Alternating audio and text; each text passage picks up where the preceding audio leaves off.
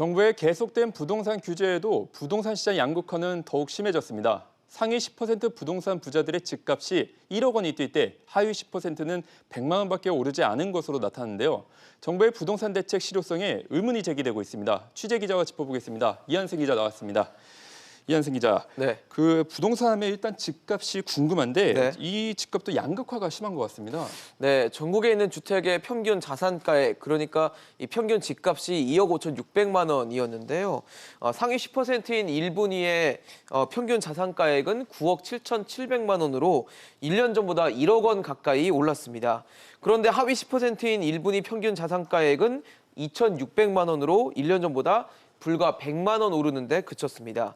2017년 10분위의 평균 자산가액이 1분위의 35.2배였는데 지난해에는 37.6배로 더 커져서 양극화가 더 심화됐다라는 것을 알 수 있습니다.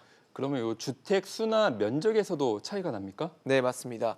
이 소유한 주택 수나 또 주택 면적만 봐도 이 양극화가 극심했는데요.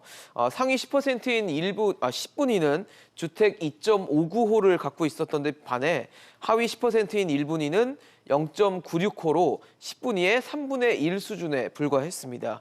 그리고 주택 면적도 상위 10%가 123제곱미터로 62.2제곱미터인 하위 10%의 2배가량 됐습니다. 다주택일 경우에는 이 갖고 있는 집의 면적을 다 합친 후에 이 평균을 낸 수치였기 때문에 실제 갖고 있는 집 전체 면적을 본다면 양극화는 더 벌어졌을 것으로 추산됩니다.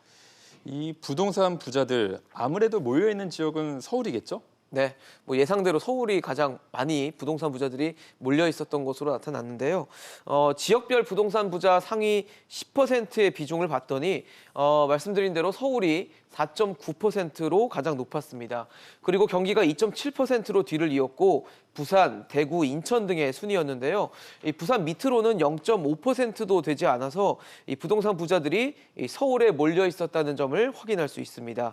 그리고 서울과 경기 같은 경우는 이 집값, 그러니까 자산가액의 자산가액 상위가 이 하위보다 비중이 높았지만 이 나머지 지역들은 하위에 많이 몰려 있던 것을 확인할 수 있어서 이 서울을 포함한 수도권과 또 다른 지방 간의 이 빈익빈 부익부 현상은 심각한 상황임을 확인할 수 있었습니다. 정부가 사실 그동안 계속 규제 일변도의 정책을 추진해 왔지만 지금 말씀드린 것처럼 이렇다 할 효과를 보이지 못하면서 정책 수정에 대한 목소리도 함께 높아지고 있습니다. 네, 기자 잘 들었습니다.